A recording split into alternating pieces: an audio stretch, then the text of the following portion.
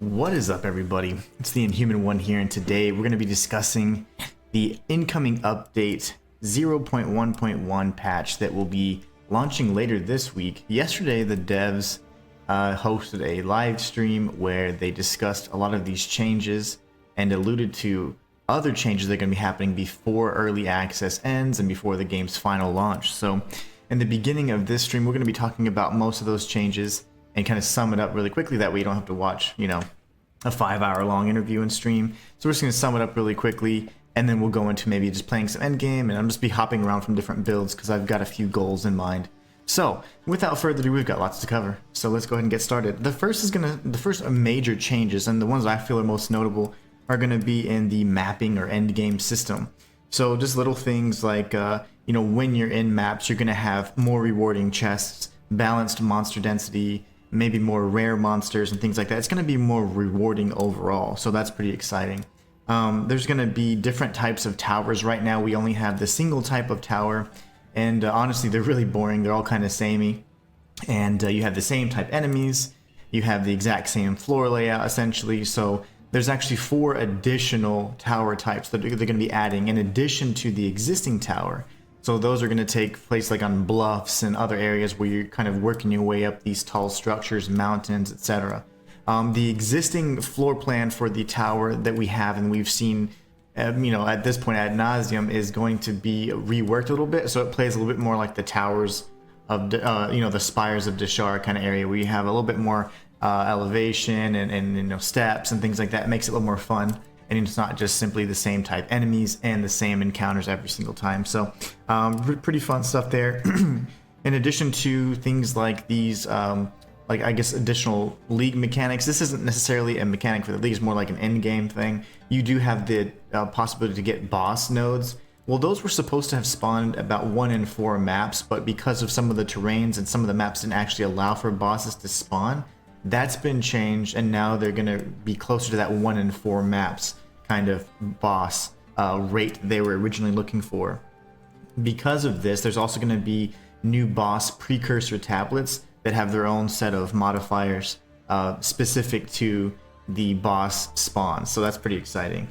Strong boxes, which have been pretty weak in the past, really inconsistent and just overall really annoying, those have been improved in a number of ways. The enemies spawn faster, which is to me my biggest gripe, because you're just waiting around and typically you have some sort of ambush or some sort of like ailment that's constantly being applied and you're just waiting for the enemies.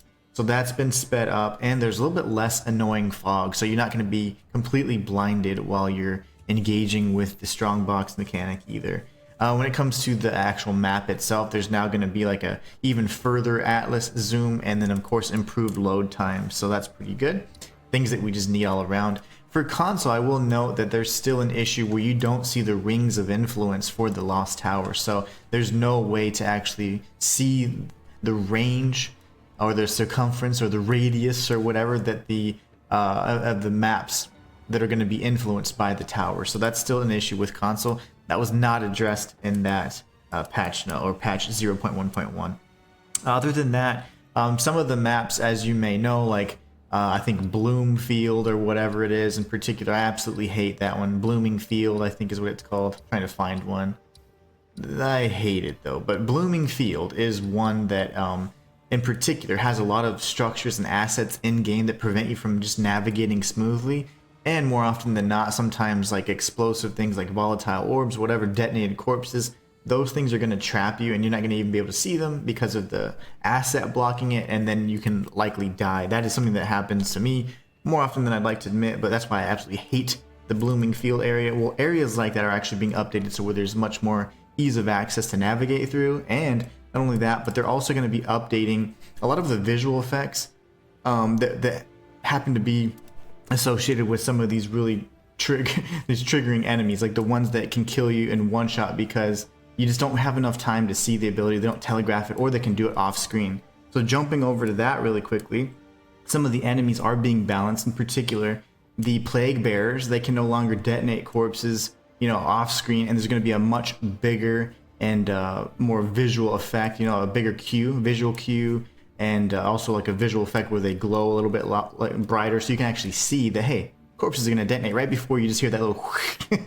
you don't just hear that anymore and die instantly, so that's good. They've also nerfed a few of the Forsaken miner type enemies, were the ones that were throwing the grenades. So they throw less grenades and they deal less damage. Those guys were terrible. And the thing is, they throw red grenades and enemies are outlined in red, so everything's red. So it's really hard to see if you're not paying attention. They also nerfed the zealots, so they can't use the meteor bomb, you know, the meteor strike on you from off screen anymore, which is really nice. And they do have a little bit of a telegraph now and a visual cue telegraphing that attack. And then Silver Fist, you know, his roll attack doesn't do nearly as much damage. I've actually been one shot by that. That was on my Merc though, on my very first playthrough. That was nasty.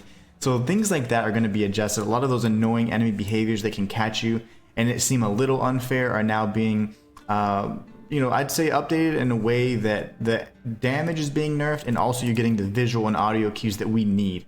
And when it comes to like a fair and balanced state, they're not going to be able to attack you from off screen. So that's really nice as well. Other than that, if on console, we don't have item filters. So if you go into your menu, if you go to item filter, there just isn't one there. So let's see here. Oh, item filter default. There is nothing else. Like there's literally no option you can pick from. It doesn't actually link to the online or you know, website filters or anything like that. That's been something that I've always had trouble with, especially when you're doing like breaches or any of these. The whole screen becomes full of items and you just have to kind of sift through them all, and it's hundreds of items at this time. So item filters will be available on console, which is really nice. And then when it comes to certain things like specific leagues, Delirium in particular, the Splinter drop rate is going to be increased by 20%. That way you can actually fight the boss every once in a while. It's going to be closer to like the Expedition logbook boss, like that kind of rate. You can actually face off with this boss, the Pinnacle boss, more often. When it comes to Ritual, Omens are going to be available 60% more often in the tributes. So whenever you're ready to actually exchange your tribute or your favor, you can actually go in and see more often. You're going to see Omens, 60% higher rate. So that's really good. In terms of the expeditions that we just discussed, the expeditions are going to have increased item rarity. So each of the vendors that you can speak with, they have pretty trash items right now for the most part. They're all pretty bad. So if you go in to buy an item, well, you finally have rares, but it's really shocking to even see that. So like if you were to speak with just about anybody else and try not to hit them, he just exchanges stuff. This guy right here. Like you just don't really have a lot of good items, you know, so they're going to be increasing the rarity of these items, but much later on they're actually going to be doing a kind of a rework for the expedition rewards, so that's good as well. In terms of the other Pinnacle bosses, if we just jump up here, just so we can have a visual, the citadels will be closer to the starting area. So now, you know, a lot of times the citadels are just miles and miles away. The burning monolith is always kind of close by. The citadels, if you're spawning a new map, of course, will be closer. And if they're not, I mean, in either case, you're going to now have visual effects. There's going to be like beacons of light that will appear in the fog, and you can then say, oh, I need to work towards or path towards this area here because I know that there is a citadel here. So there's going to be visual effects that kind of lead us towards these citadels, and also they will spawn closer to the overall map. So that is great. In terms of the actual Arbiter boss fight itself, a lot of people were complaining that, hey, you only get one shot and then you're not even able to learn the boss. You die and then you have to go and collect the Crisis Fragments again, which is incredibly imbalanced and unfair. So now they've added it to where for the Arbiter boss in particular, this is the first boss they're doing this for, you can respawn up to 6 times. So this is kind of going back to the PoE 1 mechanics where you have the 6 portals, you can respawn the 6 times, right? And this is the only boss right now, the only Pinnacle boss where you have the ability to do this. They will add this feature to other Pinnacle bosses as well in the near future, so that's great. As they increase, okay, I would say this, as the difficulty of that boss increases, your number of respawns will decrease. But that makes sense because by then you're kind of, at that point, should be more adept at the fight and should be much better at understanding the mechanics of the boss fight, so that's good. Jaman Ra Citadel boss, he was actually seemingly spawning a lot more or less frequently, but that's just because some of the mechanics were causing a lot more players to die. So they've tweaked those mechanics, and now that is going to be kind of even with the other citadels. So spawn rates for that particular citadel and those keys are going to be even as well as the others. So that's good. And then a really important thing is that uniques are getting buffed. So a lot of us have tons of uniques that we're just sitting on, and they are just completely underwhelming. Even sometimes, in most instances, I'd say even with the crossbow in particular, which I don't have one here, but I do have a crossbow here. The crossbows in particular, and just most uniques, are incredibly underwhelming. They, in my opinion, they should have been like kind of build defining, or something where you can make a build around an item like this, or something that just might make the build even perfect. Your existing build, it just synergizes with it really well at the cost of whatever unique little sacrifice it has, you know, whatever that modifier may be.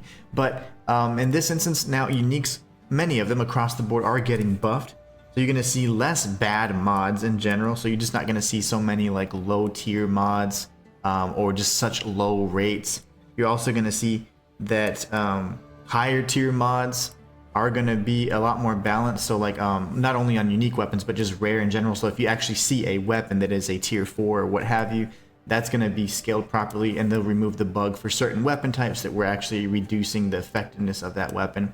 But uniques are getting buffs kind of across the board. They're going to be much more viable end game, and really exciting to get early game because you can actually use them. Sometimes, in most instances, I would pick up a unique and it was worse than the magic item I had equipped. So that's going to be less and less frequent. Other than that, another really exciting thing is that runes can be replaced or overwritten with other runes. So right now, runes are a permanent choice. So if you go in to socket a rune, it's going to be a permanent choice where you're unable to undo that. You even get a warning message like, hey, this action is permanent, you cannot undo it. And sometimes you would be finding a piece that was great, however, you know, you would be using that rune and then you're like, dang it, that wasn't the best choice.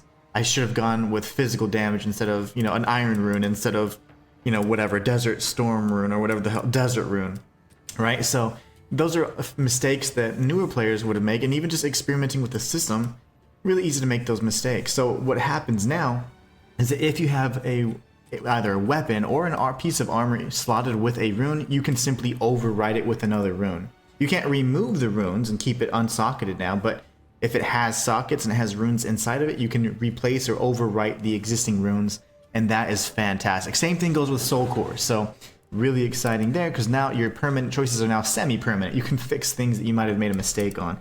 And it's so easy to have accidentally applied the wrong rune, because when you're hovering over, it doesn't say what kind of rune it is anymore. So if you're just menuing really quickly and messing around in your inventory, it's a super easy mistake to make. Very honest mistake to make as well.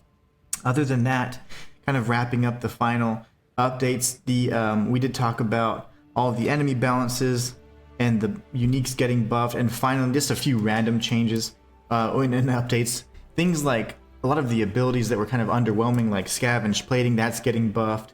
Charm effects, which in my opinion charms are just about worthless, are also getting reworked in a way that they're going to be much more valuable. The first set of changes are going to include things like visual effects and a way to tell if you even have any charms left while you're playing without having to look, because I can't tell you how many times I'm like, is the charm even proccing, or has it done anything? You're going to get a visual effect confirming that it procs, and also you'll see how much or how many charges you have remaining. So that's really exciting. Those in particular are being looked at very closely, and because they're just not as valuable as they kind of were intended to be. So and just a slight suggestion for how I could think they'd be nice is, like, say for example, instead of, you know, like just the fact that you have that instant, you know, reduction or nullification of that one effect, maybe you can have an extended period of time based on the quality of that immunity to that particular effect or something like that. That'd be really nice, like an extended period of time or something, because more often than not, if it's like a freeze charm and I'm in a pack of enemies, I might survive the first 2 freezes, but then I'm still getting hit with all the other freezes or stuns, and I still die, right? So it's like, that didn't really, it just delayed the inevitable. So the charms right now are not life-saving or anything like that. They're just kind of delaying the inevitable, and ultimately, if that's something that you're suffering with, you're going to die anyways or struggling with, and it happens to me all the time. So other than that, Una now plays her songs. So Una will be playing her songs. There's an option whenever you go to Una in Clearfell Encampment, and it says, you know, after you've returned her loot, you can actually pick from a set of songs that she can play for you.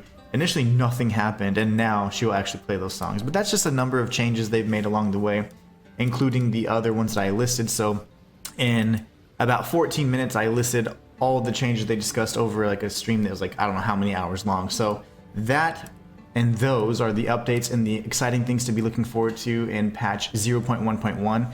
Just so you know, that patch will be happening later this week, and then sometime in the near future, they seem to want to reset some, make some meta changes that will reset the economy, which in essence would start a new league.